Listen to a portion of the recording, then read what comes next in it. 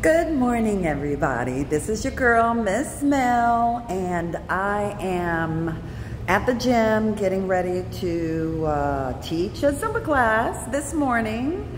So getting the morning off with a great workout. So while I'm waiting, because there's another class in there doing kickboxing, I'm going to do an Undateable story. Yes, that's my life. That is my pitiful, pitiful life. Undateable. And I saw a few of the comments and they're like, okay, Melody, Miss Mel, why are you so undateable? I'm not undateable. The men out here, the older men over 50 who are divorced with all their bad life choices, they're undateable. Me, I am 5'5", I weigh about 140 pounds, I work out 7-8 days a week, I cook like a motherfucker because my mother is from Arkansas and my father's from Mississippi. I keep a clean house, I'm single, no kids, no money problem, no bill problems.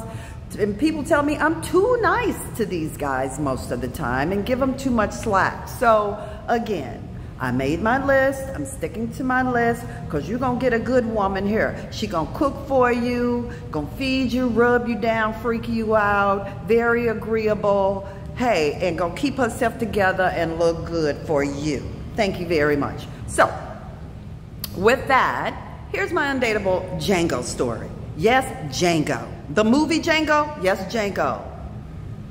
So, I'm on this dating app, Tinder, and I meet this guy, we match up, and we talk, you know, we were talking that evening, whatever, and had a decent conversation. Then the next day, I'm at work.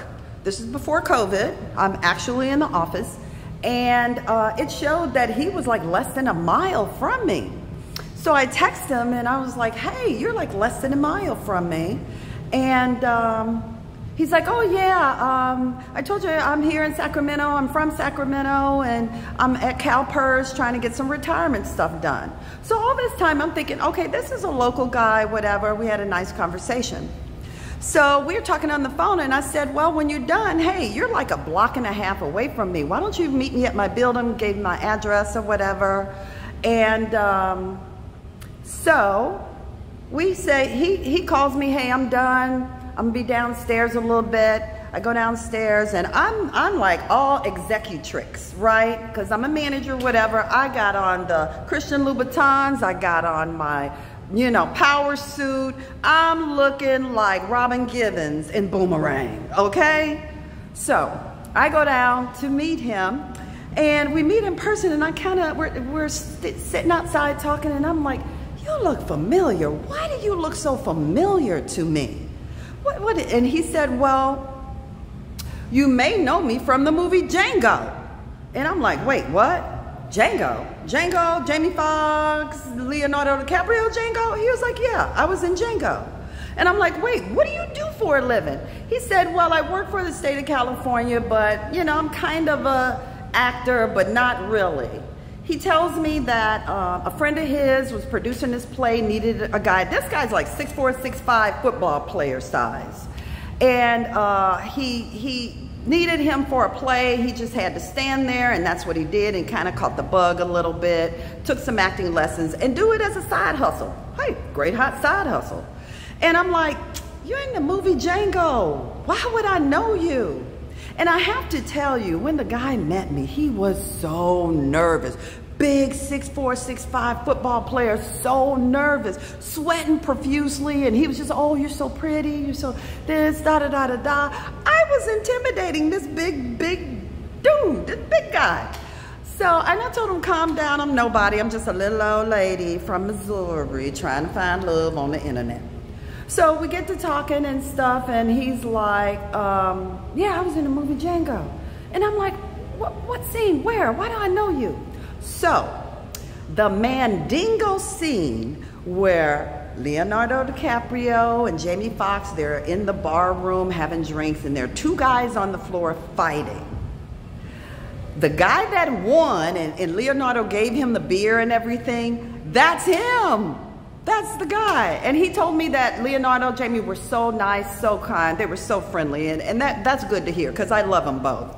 But he was a Mandingo guy fighting who won.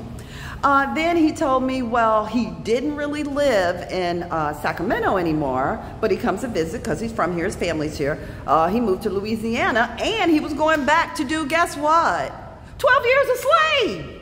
I'm like, wait a minute now. He was like, oh, I just I don't have any speaking time. I'm just in the movie, whatever, but, you know, it's still a hustle and I get paid. And I'm like, you know, no problem. But one of my big rules is no long distance. If you don't live here, there's no way I'm gonna have a technology-based relationship like they do on Catfish. No, I need to see you. I need to have the penis close to me. Sorry.